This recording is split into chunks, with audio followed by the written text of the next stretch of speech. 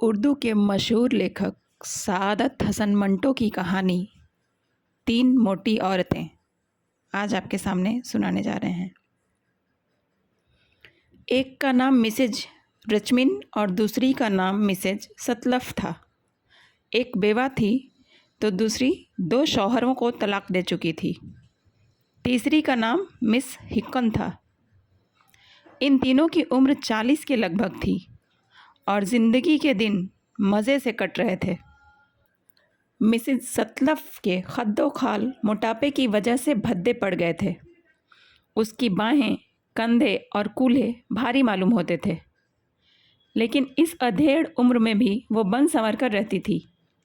वो नीला लिबास सिर्फ इसलिए पहनती थी कि उसकी आँखों की चमक नुमायाँ हो और बनावटी तरीक़ों से इसने अपने बालों की खूबसूरती भी कायम रखी थी।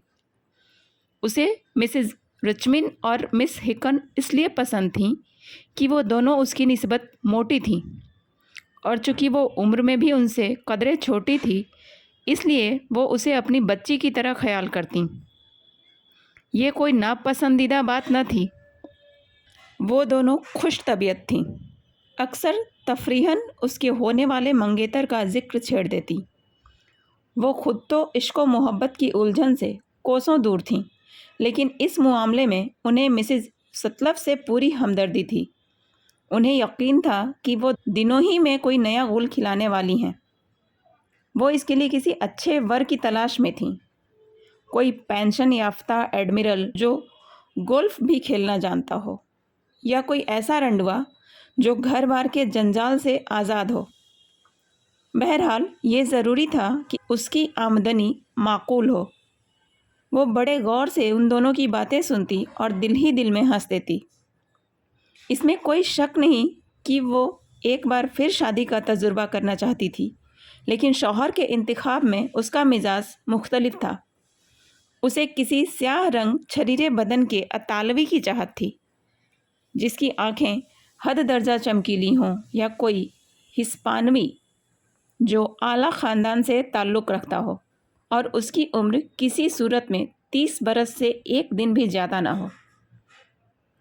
ये सच है कि तीनों एक दूसरी पर जान देती थीं और उनकी आपस में मोहब्बत की वजह सिर्फ मोटापा था, और मुतावातिर इकट्ठे बुर्ज खेलने से दोस्ती और गहरी हो गई थी।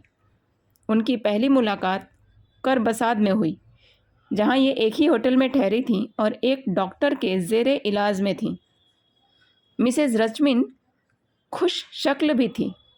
उसकी नशीली आँखें, खुरदरे गाल और रंगीन होंठ बहुत ही दिलफरेब और दिलकश थे। उसे हर वक्त खाने पीने की फ़िक्र रहती। मक्खन, बालाई, आलू और चर्बी मिली पुडिंग उसका मन भाता खाना था। वो साल में 11 महीने तो जी भर कर काफ़ी खाती और फिर इलाज के ज़रिए दुबली होने के लिए 1 महीना करबसाद चली जाती। वो दिन ब दिन फूलती जा रही थी। उसका अक़ीदा था कि अगर उसे मन मर्ज़ी की खुराक ना मिले तो ज़िंदगी बेकार है, मगर उसके डॉक्टरों को इस बात से इत्तेफाक न था। मिसेज रचमिन का ख्याल था कि डॉक्टर कुछ ऐसा काबिल नहीं, वरना क्या अजीब था कि वो ज़रा दुबली हो जाती। उसने मिस हिकन से इस बात का जिक्र किया। वो बस एक कहकहा लगाकर खामोश हो गई। उसकी आवाज़ बहुत गहरी थी और चिपटा सा चेहरा। उन दोनों की आंखों में बिल्ली की आंखों जैसी चमक थी। उसे मर्दाना पोशाक ज़्यादा पसंद थी, और सिर्फ उसकी खुश मिजाजी की वजह से तीनों सहेलियां एक दूसरी से बहुत करीब हो गई थीं। वो तीनों एक ही वक्त पर खाना खाती, इकट्ठी सैर को जाती और टेनिस खेलने के वक्त भी एक दूसरी से कभी जुदा ना होती। इसमें कोई शक नहीं कि वो अपना वज़न करती तो अपने मोटापे में कोई फ़र्क न पाकर उदास सी हो जाती। मिस हिकन को ये बात बहुत ही नागवार गुजरी कि बेअरस रचमिन तिब्बी इलाज से अपना वज़न 20 पाउंड घटाकर बदपरहेज़ी की वजह से दिनों में फिर उसी तरह मोटी हो जाए, और उसके कहने पर तीनों करबसाद छोड़कर चंद हफ्तों के लिए कहीं और चली जाएं। बेअरस कमज़ोर तबीयत थी और उसे एक ऐसे इंसान की ज़रूरत थी जो उसे बदएतिदाली से बचा सके। उसे यकीन था कि अब उसे वर्जिश करने का खूब मौका मिलेगा। न सिर्फ यही, बल्कि वहाँ घर में अपनी बावर्चन रख लेने से उसे चर्बी मिली चीज़ें खाने से निजात मिल जाएगी। और कोई वजह न थी कि इन सब का वज़न दिनों में कम हो जाए। मिसेस सतलफ अपने घर में अनोखे इरादे बांध रही थी। उसे यकीन था कि वहाँ दिनों में उसका रंग निखर जाएगा और अपने लिए कोई छैला बांका अतालवी फ्रांसीसी या अंग्रेज़ तलाश करेगी। वो तीनों हफ्ता में सिर्फ 2 दिन उबले हुए अंडे और टमाटर खाती और हर सुबह उठकर अपना वज़न करती। मिसेस सतलफ का वज़न अभी सिर्फ 154 पाउंड रह गया और वो तो गोया अपने आप को एक जवां साल लड़की समझने लगी। मिसेस हिकन और मिसेस रचमिन के मोटापे में भी काफ़ी फ़र्क पड़ गया। वो तीनों मुतमईन नज़र आती थीं, लेकिन बुर्ज खेलने के लिए एक चौथे खिलाड़ी की ज़रूरत ने उन्हें एक हद तक परेशान सा कर दिया। वो सुबह सवेरे ढीले ढाले पजामे पहने चबूतरे पर बैठी दूध में खंड मिलाए बगैर चाय पी रही थीं और साथ साथ डॉक्टर बर्ट के तैयार किए हुए बिस्किट भी खा रही थीं, जिनके मुतल्लिक ये गारंटी दी गई थी कि वो चर्बी से बिल्कुल पाक है। नाश्ते के वक्त मिस हिकन ने इत्तेफाकन लीना का जिक्र किया। वो कौन है? मिसेस सतलफ ने पूछा। वो मेरे उस चचेरे भाई की बीवी है जिसका हाल ही में इंतकाल हुआ है। वो गुज़िश्ता दिनों आसाब शिकनी का शिकार रही। क्यों ना उसे 2 हफ्ते के लिए यहाँ बुला लें? क्या वो बुर्ज खेलना जानती है? क्यों नहीं, उसके यहाँ आने से किसी दूसरे की ज़रूरत भी ना रहेगी। बात तय हो गई। लीना को बुलाने के लिए तार भेजा गया और वो तीसरे दिन आ पहुंची। मिस हिकन उसे स्टेशन पर लेने गई। शौहर की मौत की वजह से लीना के चेहरे पर गम के आसार नुमायां थे। मिस हिकन ने उसे 2 साल से नहीं देखा था, इसलिए बड़ी गर्मजोशी से उसका मुंह चूम लिया। तुम बहुत दुबली हो, उसने कहा। लीना मुस्कुरा दी। गुज़िश्ता दिनों मेरी तबीयत अलील रही और अब तो वज़न भी बहुत कम हो गया है। मिस हिकन ने एक सर्द आह भरी, लेकिन ये जाहिर न हो सका कि उसकी वजह रश्क थी या लीना से हमदर्दी। वो उसे एक पुरफिज़ा होटल में ले गई जहाँ दोनों सहेलियों से उसका तारुफ कराया गया। उसकी बेकसी देखकर मिसेस रचमिन का दिल भर आया और उसके चेहरे की जर्दी ने मिसेस सतलफ को भी बहुत मुतस्सिर किया।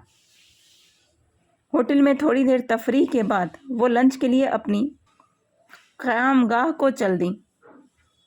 मुझे कुछ रोटी चाहिए।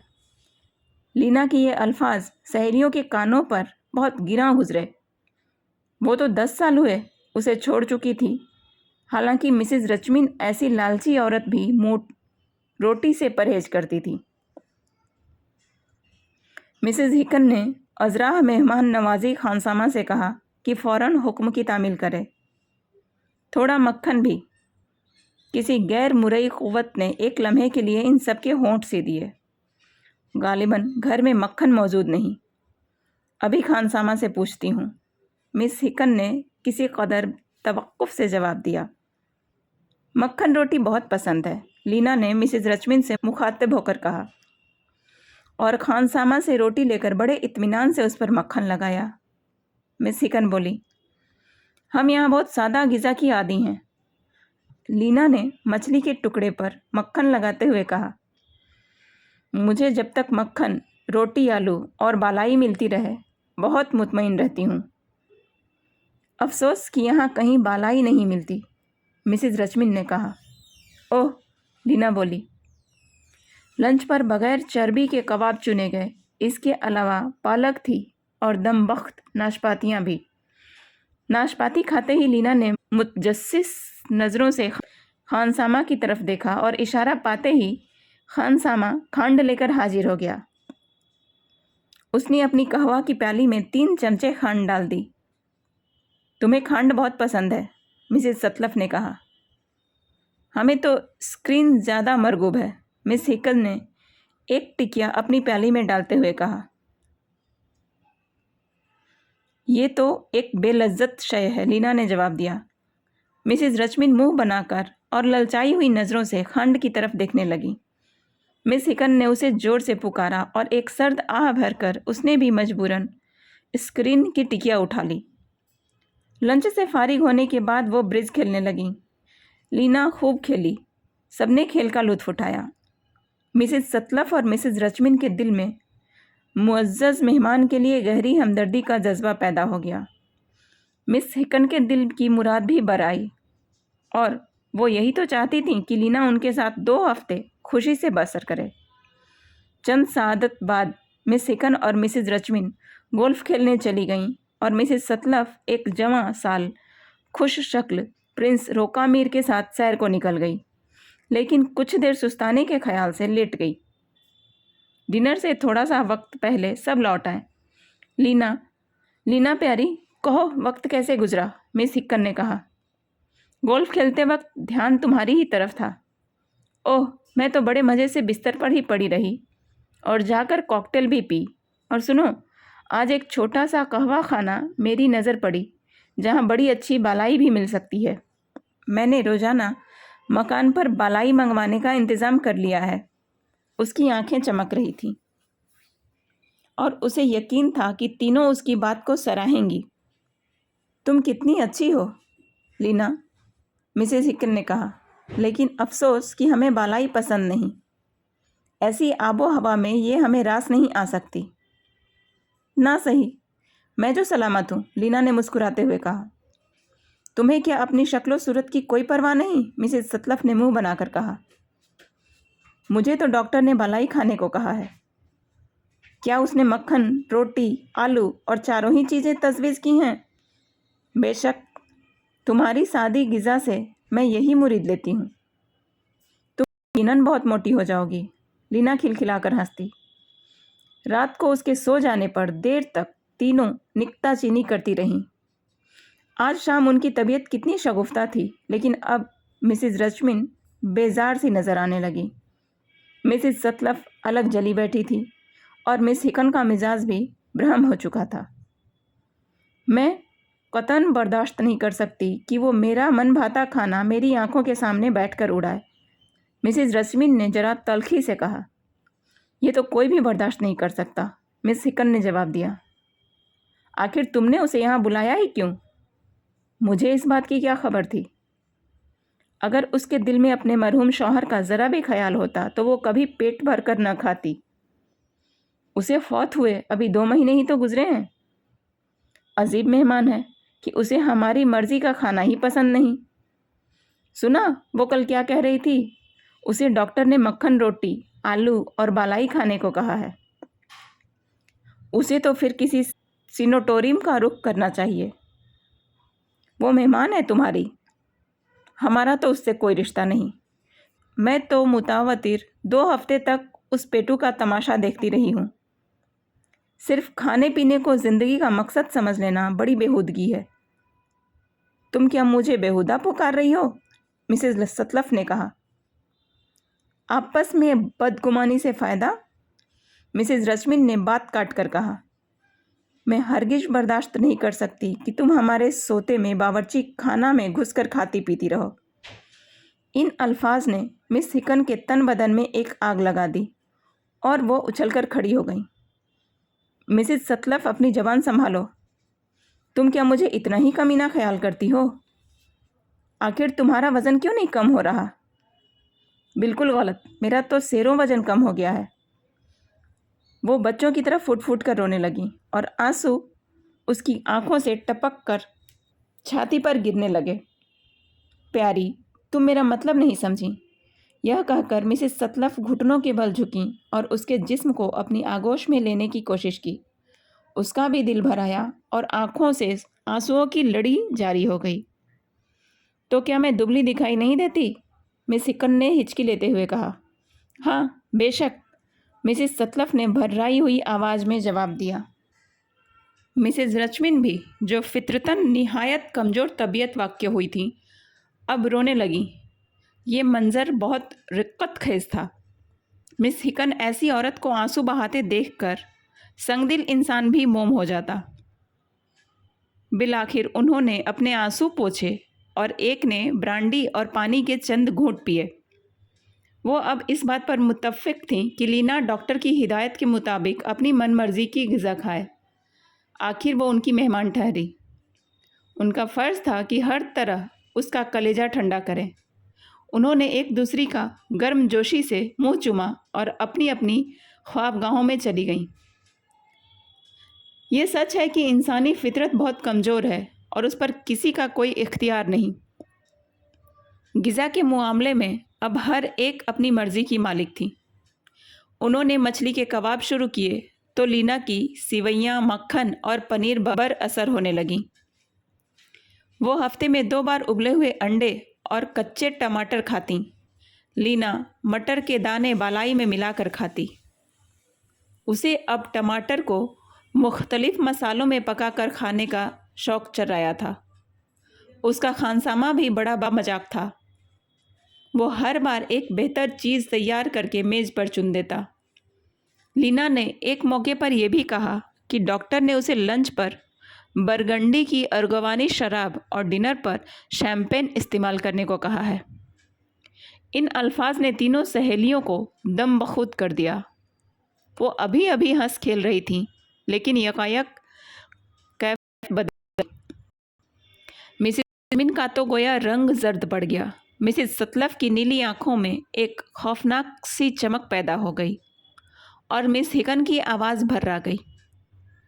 ब्रिज खेलते वक्त वो बड़े नरम लहजे में एक दूसरे से बात किया करती, लेकिन अब बात बात पर बिगड़ने लगीं। लीना ने उन्हें बहुतेरा समझाया बुझाया कि खेल के वक्त आपस में तकरार मुनासिब नहीं, लेकिन बेसद वो खुश थी कि खेल में शुरू ही से उसका पल्ला भारी रहा है और दिनों में उसने एक बड़ी रकम जीत ली है। तीनों मोटी सहेलियों को अब एक दूसरे से नफ़रत होने लगी। वो अपने मेहमान से भी बददज़न हो चुकी थीं। इसके बावजूद अक्सर एक दूसरी के खिलाफ कान भरतीं। लीना के सामने वो एक दूसरी से ज़ाहिरन मिलती रहीं, लेकिन फिर ये बात भी ना रही। वो एक दूसरी से बहुत मायूस हो चुकी थीं। मिस हिकन लीना को रुखसत करने स्टेशन पर गईं। गाड़ी पर सवार होते वक्त वो बोली, मेरे पास अल्फाज नहीं कि तुम्हारी मेहमान नवाजी का शुक्रिया अदा कर सकूं। तुम्हारी सोहबत बहुत पर लुत्फ़ रही। मिस हिकन ने जवाब दिया। जब गाड़ी रवाना हुई तो उसने इस जोर से आह भरी कि प्लेटफॉर्म उसके पाँव के नीचे काँप गया और वो उफ़ उफ़ का शोर बुलंद करती घर लौटी। उसने गुस्ल करने का लिबास पहना और होटल की तरफ आ निकली।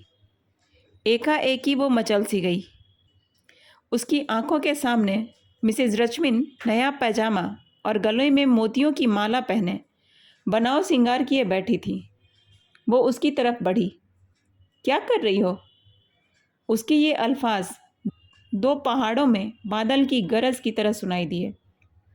कुछ खा रही हूँ।